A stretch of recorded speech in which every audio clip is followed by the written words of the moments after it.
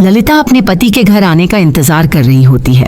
उसकी एक छोटी बेटी है जिसका नाम विद्या है। माँ, पिताजी कब लौटेंगे काम से? आज तो उन्हें बहुत समय हो गया है। ललिता क्या जवाब देती, क्योंकि उसे खुद भी नहीं पता था कि उसके पति जब लौटेंगे। बेटा तुम चिंता मत करो, तुम्हारे पिता आते ही होंगे। ललिता ने यह कह टोह दिया था, किंतु उसे भी चिंता अंदर से खाए जा रही थी। वहीं दूसरी ओर ललिता का पति श्याम जमींदार के घर पर काम के सिलसिले में बात करने गया होता है। जमींदार बाबू, आपके तो बहुत सारे खेत और जमीन है। यदि मुझे आप उनमें से किसी पर भी काम में रख देंगे तो मेरा घर चल जाएगा। मेरी बिटिया अब स्कूल जाने की जिद करने लगी है। मैं भी उसे पढ़ा लिखा कर कुछ बनाना चाहता हूँ। जमींदार जो ये सब सुन रहा होता है बोल पड़ा, ये हाँ हाँ ठीक है, तू हमारे जामनगर वाले खेत में काम कर लेना और वह खेती करना। उसके बदले में मैं तुझे हर महीने 2000 रुपए दूंगा। फिर साल के आखिरी दिन में तू मुझे अपनी फसल बेचकर 5000 रुपए दे देना। सुनकर श्याम थोड़ा संकोच में आया, पर फिर उसके आंख में अपनी बेटी के सपने घूमने लगे और उसने तुरंत हाँ कर दी। मैं सब कुछ कर लूंगा। ठीक है, फिर कल से मेरे खेत में आ जाना। श्याम खुशी खुशी घर पहुंचा। अरे सुनती हो ललिता? श्याम की पुकार सुन ललिता झट से बाहर आई। जी आप आ गए। मुझे आपकी बहुत चिंता हो रही थी। उतनी देर से कहाँ थे आप? अरे भाग्यवान, अब चिंता करने की जरूरत नहीं है। जमींदार बाबू ने मुझे काम पर लगा दिया है, और देर तो इसलिए हुई क्योंकि मैं अन्य जगह भी काम पूछने गया लेकिन कहीं नहीं मिला। सुन ललिता भी खुश हो जाती है। ये तो बहुत अच्छी बात है कि आपको फिर से काम मिल गया।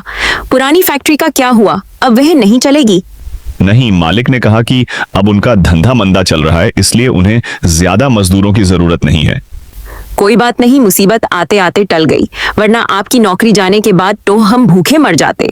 समय यूं ही गुजर रहा था। अब श्याम रोज जमींदार के खेत में जाता और खूब मेहनत करता। उसके बदले उसे जितना पैसा मिलता उससे वो घर का खर्च और अपनी बेटी की पढ़ाई करवाता था। साल का आखिरी दिन आने को अब बस एक दिन बचा था, लेकिन रात को जब सब चैन की नींद सो रहे होते हैं तभी आसमान काले बादलों से गिर जाता है। हवाएं अपना प्रवाह तेजी से करने लगी।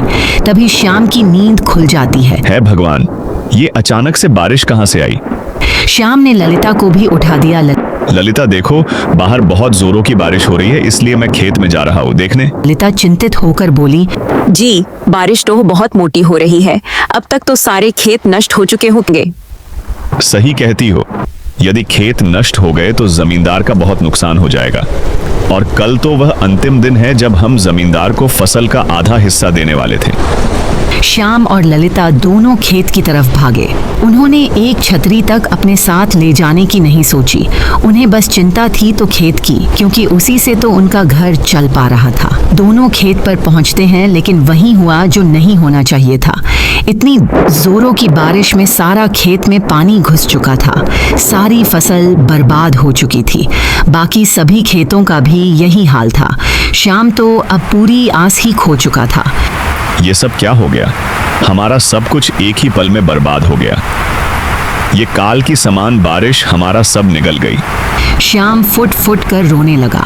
ललिता से उसकी ये हालत देखी नहीं जा रही थी। जी आप ही ऐसे हिम्मत खो दोगे तो मेरा और विद्या का क्या होगा?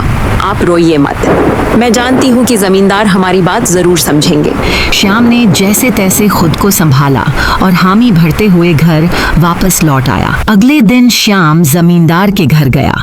जमींदार बाबू, आप तो जानते हैं कि खेत को कितना नुकसान हो गया कल की बारिश की वजह से, इसलिए अभी तो मैं आपको कुछ भी देने में असमर्थ हूँ, लेकिन मेरा यकीन करे, मैं आपको जल्द ही पैसे दे दूंगा। तो तू खाली हाथ आया है यहाँ? मैंने तेरे से पहले ही बोला था कि मुझे साल के आखिरी दिन ही आधा हिस्सा चाहिए, और तू कह रहा है कि जल्द ही दे देगा। मैं किसी के लिए भी रुकता नहीं हूं, सब मेरे लिए रुकते हैं। अगर कल तक मुझे तूने पैसे नहीं दिए तो मैं तेरा घर जब्त कर दूंगा। चल जा यहां से अब। ये कहकर जमींदार श्याम को अपने घर से बेइज्जत करके भगा दिया। श्याम घर लौटकर ललिता को सब बताता है। हम इतने सारे पैसे कैसे लाएंगे एक दिन में? वो जो पैसे हमने जमा किए थे वो कितने हैं? उनमें से कुछ पैसों से मैं विद्या के लिए उसके स्कूल का कुछ सामान ले आई और इस महीने की राशन। अब बचा है तो केवल 1000 रुपए। 4,000 रुपयों की और जरूरत है। दोनों चिंता में पड़ गए। उन्हें कोई रास्ता नहीं सूझ रहा था। अब बात केवल काम से निकले जाने की नहीं, बल्कि घर दांव पर लगी था, जिसके बिना वे लोग कहाँ जाते। आपका परम मित्र बैजू वो कब काम आएगा? आपने उसे एक बार कुछ रुपयों की मदद की थी, अब आप पर बीती है तो मुझे लगता है कि वह हमारी मदद जरूर करेगा। हाँ, मैं अब भी जाता हूँ। श्याम फटाफट से बैजू के घर जाता है, सोचते हुए कि वो तो अपने मित्र की मदद जरूर करेगा, पर कहते हैं ना कि जब इंसान का मतलब खत्म हो जाता है तो वह रिश्ते ने निभाना भी भूल जाता है। फिर वही हुआ। भाई, मुझे 4,000 रुपयों की जरूरत है। अगर तुम मेरी कुछ मदद कर देते तो बहुत बड़ी मेहरबानी होगी। तुम चिंता मत करना, मैं सूद समेत तुम्हें वापस कर दूंगा। लेकिन बैजू के मन में तो कुछ और ही चल रहा था। अरे भाई, क्या बताऊं, आजकल मेरा व्यापार कुछ खास नहीं चल रहा है। मेरे पास 4,000 तो क्या 400 रुपए भी मुश्किल से होंगे। सच में मैं तुम्हारी इस समय तो कोई मदद नहीं कर पाऊंगा। अच्छा, ये बात है, चलो कोई बात नहीं। श्याम वहां से घर के लिए लौट आया। मैं जानता हूं कि बैजू तुम झूठ बोल रहे हो, तुम लाखों रुपए कमा रहे हो, लेकिन इस गरीब को देने के लिए तुम्हारे पास 4,000 रुपए भी नहीं। इसलिए कहते हैं गरीब किसी का अपना नहीं होता। ये कहते हुए श्याम घर आ जाता है। जी, कुछ हुआ? क्या कहा बैजू ने? उसने कहा कि उसके पास पैसे नहीं है। लेकिन अभी पिछले हफ्ते तो उसकी पत्नी ने एक बड़ा सा सोने का हार लिया था और हम औरतों को दिखा रही थी, और आज उसके पास पैसे नहीं। मैं जनता हूँ, वो झूठ बोल रहा था। हम गरीब हैं ना। अब उसका मतलब खत्म हो गया तो वो हमें पूछना भी नहीं चाहता है। ऊपर वाले इंसान को कभी गरीब मत बनाना। बहुत कष्टमयी जिंदगी होती है, किसी को ऐसा जीवन ना मिले। अब रात का समय हो गया और पैसे का कोई इंतजाम नहीं हुआ। ललिता रोने लगी। माँ, आप रो क्यों रही है और हमें घर को छोड़कर क्यों जाना होगा? मेरी बच्ची, चलो जाओ, सो जाओ। क्यों उसे सब चीजों से वंचित कर रहे हो? उसे भी पता लगना चाहिए कि उसके माँ बाप किस हालत में है। बेटा, कल हमें ये घर खाली करके जाना होगा। सब जगह हाथ पैर मारने के बाद भी कुछ बंदोबस्त नहीं हुआ। अगले दिन जमींदार कुछ लोगों को लेकर आता है। चल निकल घर से, अगर पैसे नहीं जुटा पाया तो। श्याम डरते हुए और दुखी होकर बोला, नहीं, मेरे पास आपको देने के पैसे नहीं है। चल अपने परिवार को लेकर निकल जा अभी, वरना मैं आदमी लेकर आया हो, तुझे पिटवा दूंगा। जैसा तुम हमारे साथ कर रहे हो ना, भगवान करे वैसा ही एक दिन तुम्हारे साथ हो। किसी गरीब को इतना सताना अच्छी बात नहीं है। ज्यादा मत बोल समझी, वरना कुछ सामान भी नहीं ले जाने दूंगा। अब जमींदार उन्हें उन्हीं के घर से भगा देता है और घर को भी जब्त कर देता है। तीनों के सर से छत जा चुकी थी। डर डर भटकने के बाद भी किसी ने मदद नहीं की। लोग कितने पत्थर दिल है। हमारे अच्छे दिनों में तो हमारे पीछे घूमते थे और आज हमारा तिरस्कार कर रहे हैं। वह रे जिंदगी, अब हम लोग कहाँ जाएंगे? माँ, मेरे पास एक उपाय है। क्या उपाय? यहाँ थोड़ी ही दूरी पर एक नदी है, उसके किनारे एक छोटा सा घर है। हम लोग वह जाकर रह सकते हैं। छोटी सी बच्ची की बात ललिता और श्याम के मन में एक ज्योति प्रकाशित कर देती है और वे विद्या के कहने पर आगे बढ़ते हैं। चलते चलते वे सच में एक नदी के किनारे पहुंच जाते हैं। यह तो सच में नदी और झोपड़ी है। बेटा, तुम्हें यह के बारे में कहां से पता चला? एक दिन मैं और मेरे दोस्त यहाँ लुका छुपी खेल रहे थे और मैं छुपते हुए इस जंगल के गहरे हिस्से में आ गई। फिर मुझे ये झोपड़ी दिखी, लेकिन मैंने किसी को नहीं बताया। जी, अगर यहाँ कोई रहता होगा तो? आओ देखते हैं। तीनों झोपड़ी के अंदर जाते हैं तो वह बिल्कुल खाली होती है। यहाँ तो कोई भी नहीं है। कहीं ये झोपड़ी लावारिस तो नहीं? हाँ, मुझे भी यही लगता है। अब तीनों वहीं बैठ जाते हैं। माँ, भूख लगी है, कुछ है खाने को? बेटा, खाने की सामग्री तो हम नहीं लिए अपने साथ। ये कुछ पैसे हैं जी, आप कुछ ले आइए। श्याम ललिता से पैसे लेता है और कुछ लाने को निकल जाता है। जैसे ही वह कुछ खाने को लाता है, तभी उसे रास्ते में एक बाबा मिल जाते हैं जो पेड़ के नीचे बैठ रखे थे। वह कुछ उदास लग रहे थे। बाबा, आप इतने दुखी क्यों लग रहे हैं? मैं क्या बताऊं बेटा, मैंने पिछले 1 हफ्ते से कुछ नहीं खाया है। मैंने सबसे मांगा, लेकिन सबने मुझे पाखंडी कहकर किसी ने मुझे कुछ नहीं दिया। पैसे भी नहीं है मेरे पास। श्याम को उसकी ये हालत जान दुख होता है। श्याम भले ही गरीब था, लेकिन एक अच्छा और दयावान व्यक्ति था।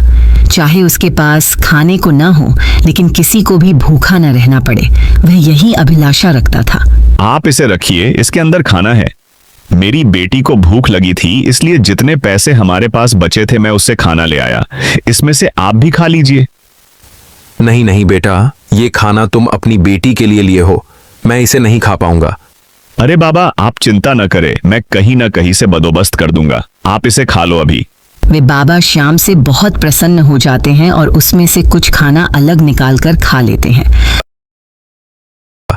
मेरा पेट भर चुका है। अरे बाबा, बस इतना ही खा के आपका पेट भर गया? आपने तो 5 दिनों से कुछ नहीं खाया था, तो फिर बस एक रोटी से ही आपका पेट कैसे भरा? बाबा कुछ न बोला और बस एक हल्की सी मुस्कान दी। बोलिए ना। बहुत अच्छे इंसान हो बेटा, मैं तुम्हारी ईमानदारी से बहुत खुश हूं।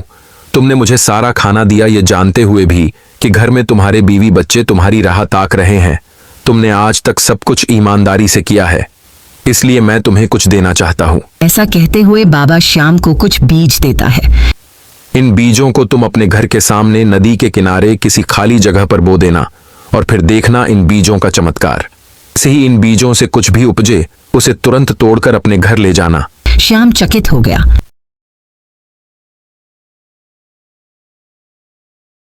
आप कैसे जानते हैं कि मैं नदी के किनारे रहता हूँ? मैं सब जानता हूँ। फिर कुछ न बाबा हरी बोल कहते हुए वहां से चल गया।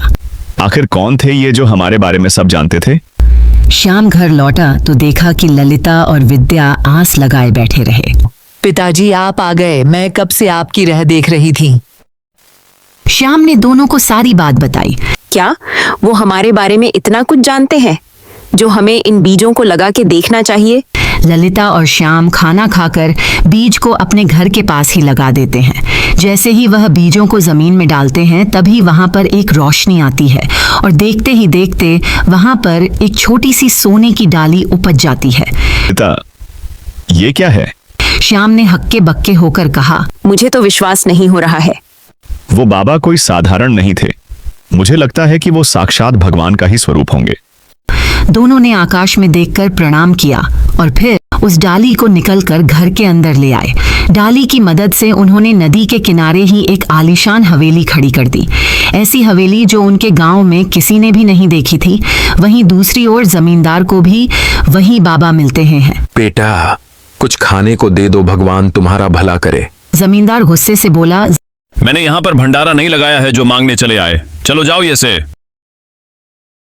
कुछ तो दे दो। अरे ये बुढ़ा मेरे कान खा जाएगा। ए रमेश, इसे वो सूखे चने दे दे। जमींदार बाबा को वो सूखे चने देता है जिसे उसके घर में कोई नहीं खाता था। बाबा चने को अपने पास रख देता है और उसके बदले कुछ बीज निकाल के देता है।